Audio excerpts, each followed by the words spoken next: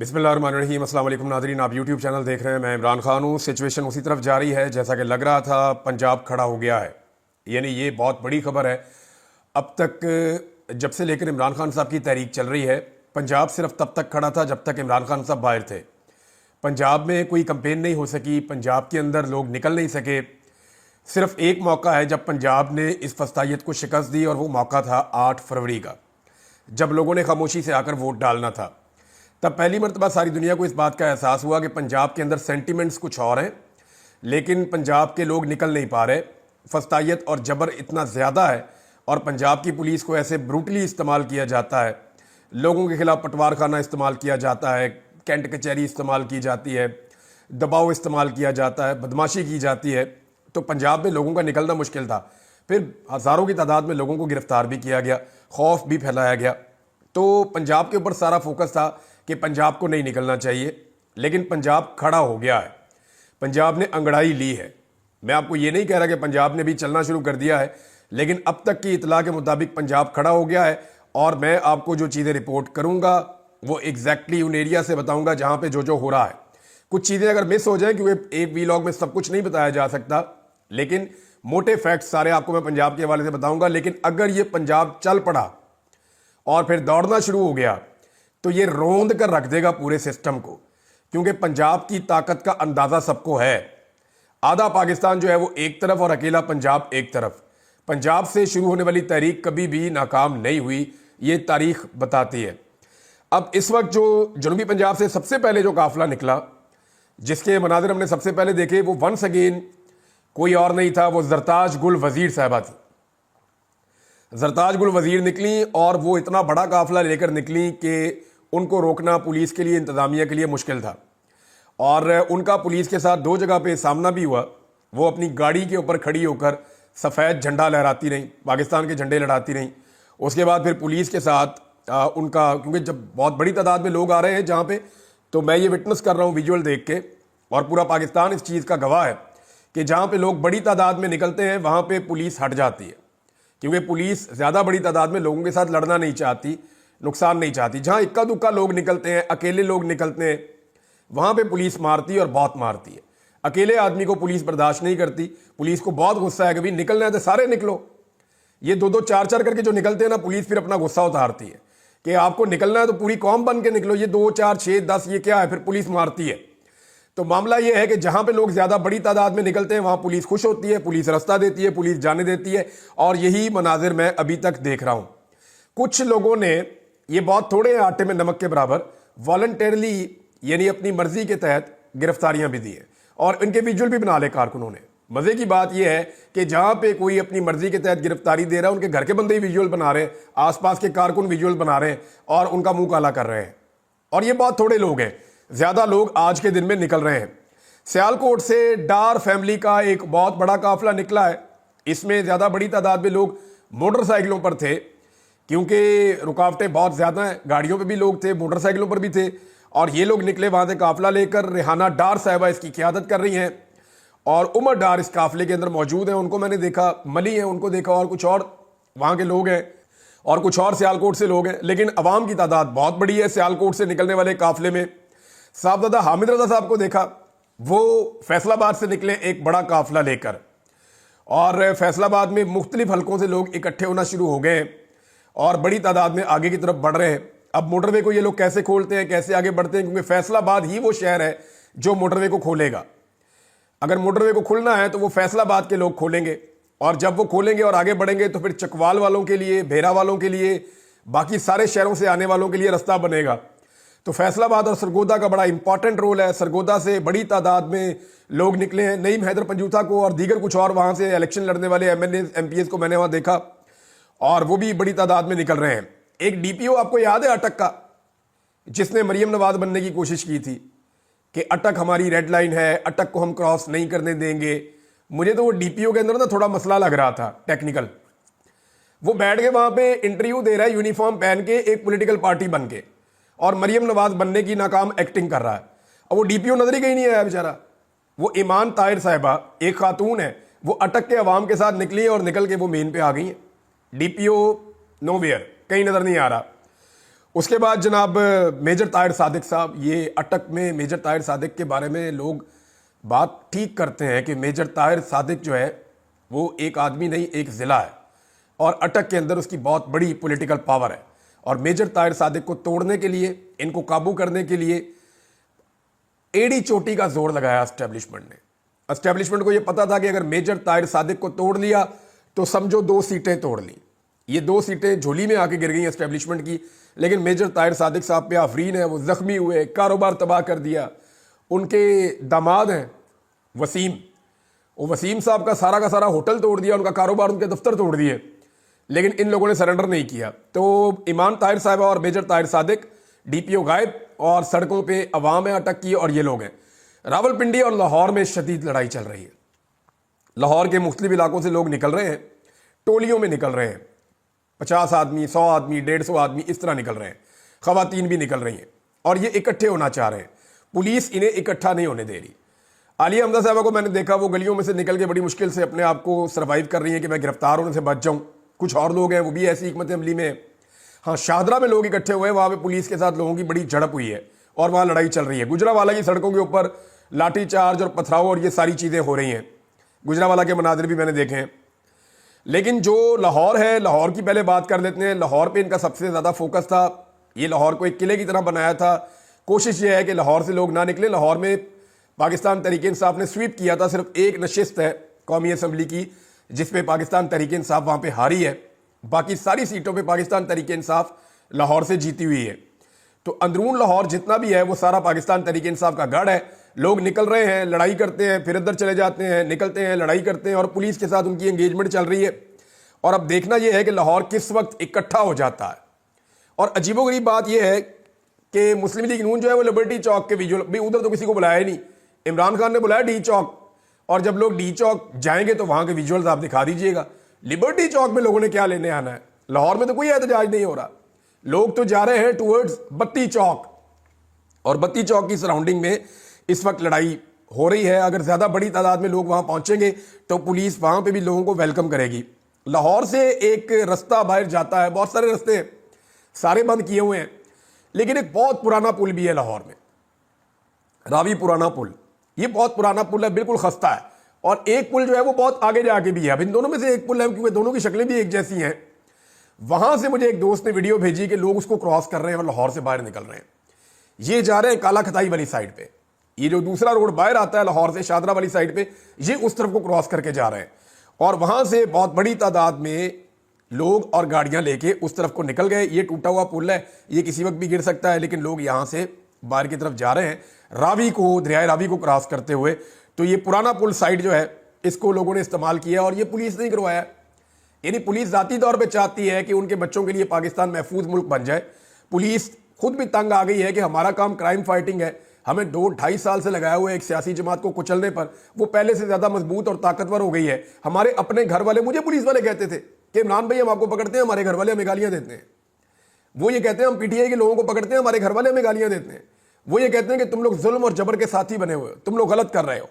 तो बहुत सारे पुलिस वाले, एक ने नहीं ये बात की, मैं नाम भी ले सकता हूं, बेशुमार सीनियर ऑफिसर ने मेरे साथ ये बात की है। और इसके अलावा जी मेहर अब्दुल सत्तार, इनका नाम ना लिया तो ज्यादती हो जाएगी। मेहर अब्दुल सत्तार ने एक दफ़ा फिर मुज़ाहमत की तारीख रकम की है। ये ओकाड़ा से हैं। इन्होंने अपनी सारी ज़िंदगी मुज़ाहमत में गुजारी है, क्योंकि इन्होंने अवाम का एक बड़ा मुकदमा लड़ा है हमेशा से। तो मेहर अब्दुल सत्तार साहब जो हैं, उन्होंने मस्जिद में बाकायदा ऐलान करके अपनी तहरीक का आगाज़ किया, लोगों को इकट्ठा किया। इससे पहले इनको पुलिस गिरफ्तार करने आई, बहुत बड़ी तादाद में आई, तो पूरा गांव इकट्ठा हो गया और उन्होंने मेहर अब्दुल सत्तार का दिफा किया। और मेहर अब्दुल सत्तार साहब सड़क के ऊपर जब आए तो इनके पीछे बहुत बड़ी तादाद में लोग, पूरा गांव इनको लेकर आ रहा था, और आगे लोग इनका इंतजार कर रहे थे। तो पुलिस ने रास्ते में ब्लॉकेज लगाया, तो पुलिस से तो 6 गुना लोग थे वहां पे, और पुलिस उनको नहीं रोक पाई। तो मेहर अब्दुल सत्तार जो है वो अब तक की इतला के मुताबिक तो गिरफ्तार नहीं हुए, और वो भी अपने लोगों को लेकर इस्लामाबाद की तरफ बढ़ रहे हैं। पुलिस ने बदतरीन टॉर्चर किया कई जगहों पे, स्पेशली लाहौर में, मुल्तान में और कुछ और जगहों पे। तो जहां जहां पे लोगों का बस चला वहां पे उन्होंने मुज़ाहमत की है, और पुलिस के खिलाफ जवाबी कार्रवाई भी की है। कंटेनर, हम सुबह से ये मनाजिर देख रहे हैं कि तिनकों की तरह कभी इधर जा रहे हैं, कभी उधर जा रहे हैं। एक दौर होता था कंटेनर सामने एक खड़ा हो जाता था ना, तो लोग खड़े होकर सोचते रहते थे इसको कैसे हटाएंगे, ये तो बहुत वजनी होता है। इसको तो हटा नहीं सकते। फिर लोगों ने सीखा कि एक और एक 2 हाथ होते हैं। फिर लोगों ने यह सीखा कि अगर 4 बंदे हों तो 8 हाथ होते हैं। फिर लोगों ने यह सीखा कि अगर 100 बंदे हों तो 200 हाथ होते हैं। और फिर लोगों ने कंटेनर्स को धकेलना शुरू किया और आज हमने मनाजिर देखे कि 10-10, 12-12 कंटेनर ऊपर नीचे करके ऐसे चौड़ी दीवारें बनाई हुई हैं, उनको भी मशीनें लगा के लोग धक्के लगा के रस्से बांध के लोग खींच खूंच के तिनकों की तरह साइडों पे कर रहे हैं। ये मैंने आपको कल कहा था, बहुत सारे लोगों को अजीब लग रहा था कि ये क्या बात कर रहा है। तो मैंने कहा था कि अगर आवाम निकली तो ये कंटेनर नजर भी नहीं आएंगे, ये खंदकें रास्ता रोक ही नहीं सकेंगी। तो अभी तक कोई बड़ी लड़ाई देखने में नहीं आई इस वक्त जब मैं ये वीडियो रिकॉर्ड कर रहा हूं, लेकिन जहां जहां पे कंटेनर लोगों के रास्ते में आए, लोगों ने तिनकों की तरह हटा दिए हैं। सिर्फ लाहौर में, मुल्तान में, और एक लड़ाई जो है वो रावलपिंडी में बहुत बड़ी हो रही है। रावलपिंडी में लोग फैज़ाबाद की तरफ आना चाहते हैं और बड़ी तादाद में फैज़ाबाद की सराउंडिंग में हज़ारों की तादाद में कारकुन मौजूद है। और रावलपिंडी का बताऊं, 13 की 13 सीटें रावलपिंडी डिवीजन से पाकिस्तान तहरीक इंसाफ ने जीती हुई हैं। ये इतनी बड़ी कामयाबी है, तो रावलपिंडी में कैसे रोका जा सकता है लोगों को। लोग बड़ी तादाद में, और यहीं से लोगों ने इस्लामाबाद में दाखिल होना है। मेरे ख्याल में अगर रावलपिंडी पहले इस्लामाबाद में दाखिल हो गया तो फिर बाकी शहरों के लिए गुंजाइश नहीं बचेगी, क्योंकि रावलपिंडी के अंदर पाकिस्तान तहरीक इंसाफ का इस डिवीजन में तकरीबन 1.5 मिलियन वोट है। 1.5 मिलियन तो सिर्फ वोट है, सपोर्टर बहुत बड़ी तादाद में। और अगर ये लोग वहां से निकल आए और रावलपिंडी से 2 लाख या 1 लाख आदमी भी पहुंच गया तो फिर गेम हाथ से निकल जाएगी। बाकी सबके पहुंचने तक बात बहुत आगे निकल चुकी होगी। लेकिन वहां पुलिस बदतरीन शेलिंग कर रही है, बदतरीन टॉर्चर कर रही है। जो बंदा काबू आता है उसको बहुत मारते हैं। तो पुलिस वाले वहां पे तशद्दुद कर रहे हैं। अभी कारकुन आगे से जवाब देना शुरू हुए हैं। अभी ये रिपोर्ट हुआ थोड़ी देर पहले, लेकिन आगे जाकर क्या बनता है वो आपको मैं अगले वीलॉग में बताऊंगा। लेटेस्ट ये है कि जी गुजरावाला, सरगोदा, लिया, भक्कर, मियांवाली में बड़े लंबे अरसे के बाद इमरान खान साहब के एक रिश्तेदार अहमद खान न्याजी, आपको याद होंगे, जो उनके साथ होते थे, वो बहुत लंबे अरसे से रूह पोछते नजर नहीं आ रहे थे। एक तस्वीर गर्दिश कर रही है और बताया जा रहा है कि ये अहमद खान न्याजी साहब हैं, जो अब खुद इस तहरीक का हिस्सा बनने के लिए मंजर आम पर आ गए हैं।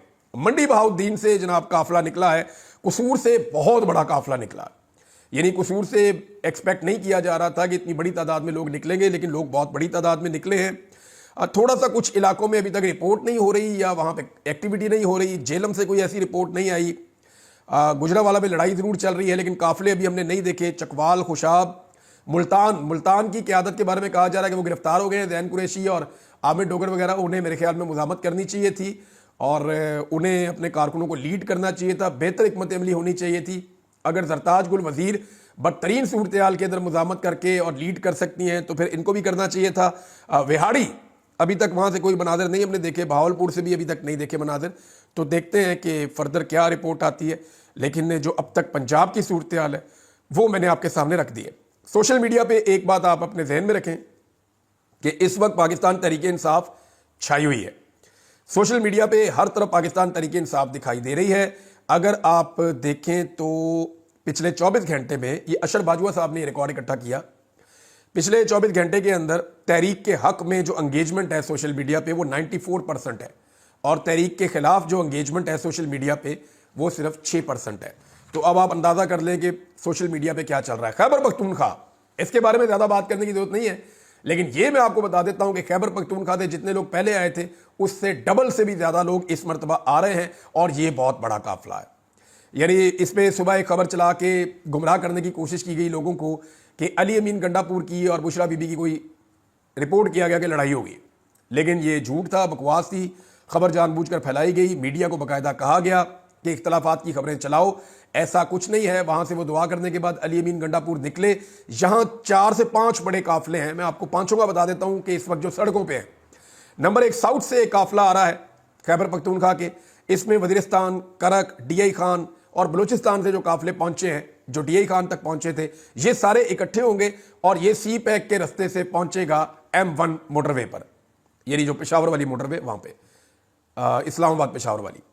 दूसरा मरकजी काफिला जो है ये पेशावर से निकलेगा अली अमीन गंडापुर की क़यादत में, और सूबे के मुख्तलिफ इलाकों से और पेशावर की सराउंडिंग से आने वाले कारकुन इस काफिले के साथ चलेंगे।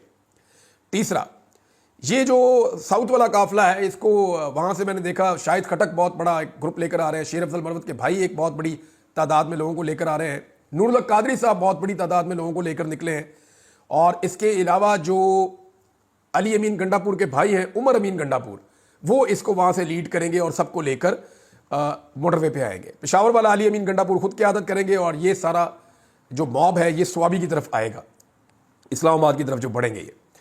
फिर तीसरा जो एक बहुत बड़ा काफिला आ रहा है वो हज़ारा। ये कहाँ से आ रहे हैं? नारान, कागान, बालाकोट, हरीपुर, एबटाबाद, हज़ारा, ये सारे लोग इकट्ठे होकर मोटरवे के रास्ते से पहुंचेंगे M1 पे, यानी पेशावर इस्लामाबाद मोटरवे पे, और ये स्वाबी से थोड़ा सा इस तरफ ये ज्वाइन करेंगे पाकिस्तान तहरीक इंसाफ के मरकजी काफिले को। अगला काफिला जनाब ये चित्राल से शुरू होता है, फिर उसके बाद दीर है, फिर लोअर दीर है, अपर दीर, लोअर दीर, ये सारे लोग पहुंचेंगे चकदरा में, और चकदरा से आगे ये स्वात मोटरवे पे आएंगे। जबकि यहीं पे लोग पहुंचेंगे जो लोग चलेंगे चलास से, शांगला से, स्वात से, अपर दीर से, लोअर दीर से, वो सारे यहाँ पहुंच जाएंगे। और इसके अलावा जो लोग गिलगित बल्तिस्तान से आएंगे तो उनके लिए दो रास्ते हैं। एक तो गिलगित बल्तिस्तान में बाकायदा पहाड़ को गिरा दिया गया, ये भी बताया गया है कि लोगों का रास्ता बंद कर दिया जाए, लेकिन फिर भी लोग कोई ना कोई रास्ते निकाल कर आ रहे हैं। जो मकामी लोग हैं वो तो पहुंचेंगे, और अब वहां से आने वाले लोग दो रास्ते इख्तियार कर रहे हैं। कुछ लोग हज़ारा की तरफ जा रहे हैं, कुछ लोग मलाकंड की तरफ आ रहे हैं, और जो पांचवा एक इकट्ठ होगा खैबर पख्तूनख्वा में वो मर्दान और स्वाबी और आसपास के शहरों के लोग हैं। ये सारे लोग जो हैं वो इकट्ठे हो जाएंगे स्वाबी में। तो स्वाबी से आगे इन्होंने कैसे बढ़ना है? हम कंटेनर्स को उड़ते हुए देख रहे हैं, कोई कंटेनर इधर जा रहा है, कोई इधर जा रहा है, तो कंटेनर्स और खंदकें रास्ते नहीं रोक सकती। अभी एक और तरफ से भी मुज़ामत शुरू हो चुकी है। थोड़ी देर पहले मैंने इसकी इतला ली थी, मरी वाली साइड से, गिलियात वाली साइड से, वहाँ से भी बहुत सारी रुकावटें होने के बावजूद कारकुन जोर लगा रहे हैं। और मेरी इतला के मुताबिक जो अब्बासी साहब हैं उन्होंने भी मदद की है। अब्बासी साहब ने बड़े मुश्किल हालात देखे हैं, और कुछ और लोग हैं पाकिस्तान तहरीक इंसाफ के जिन्होंने बड़ा सख्त वक्त देखा है, वो भी खड़े हैं। रावलपिंडी की जिम्मेदारी जो है शहरियार रियाज साहब के पास है, सहबाबिया ताहिर साहबा हैं, ये लोग पूरी कोशिश कर रहे हैं। इस्लामाबाद के अंदर अभी एक्टिविटी पूरी तरह शुरू नहीं हुई। यहाँ मेरे ख्याल में आमिर मुगल साहब हैं, उन्होंने क्योंकि इसको लीड करना होता है तो उनकी स्ट्रेटजी ये है कि जब तक बाकी जगहों से लोग पहुंचना शुरू नहीं हो जाते तब तक अपनी तवानाई बचाई जाए। तो देखते हैं कि इस्लामाबाद के अंदर क्या सिचुएशन बनती है। यहाँ पे शेर अफजल मरवत साहब की भी एक बड़ी ड्यूटी है। तो नादरीन ये है अब तक की सूरत हाल। अब तक ये सारा कुछ हुआ है, हुकूमत की टांगें कांप रही हैं, हुकूमत के लिए बहुत परेशानी की सूरत हाल है, और ये इट्स अ टेस्ट मैच, याद रखिएगा। ये कोई T20 नहीं है, ये अभी मामला चलना है, और ये मामला किसी मंतकी अंजाम तक पहुंचना है। जैसा कि इमरान खान साहब ने कहा कि ये फाइनल कॉल है, ये नतीजा खेज होगी, ये इस लड़ाई का फैसला होगा। और इंटरनेशनली बहुत दबाव पड़ गया, बहुत दबाव पड़ गया। ओवरसीज पाकिस्तानियों ने तबाहियां पड़ दी। मैं उनके बारे में अगला वीलॉग आपको चंद घंटों के बाद देता हूं। ये इंफॉर्मेशन यहां पे रोकते हैं। अब तक लेते हैं, अपना ख्याल रखिएगा, अपने चैनल का भी। अल्लाह हाफिज़।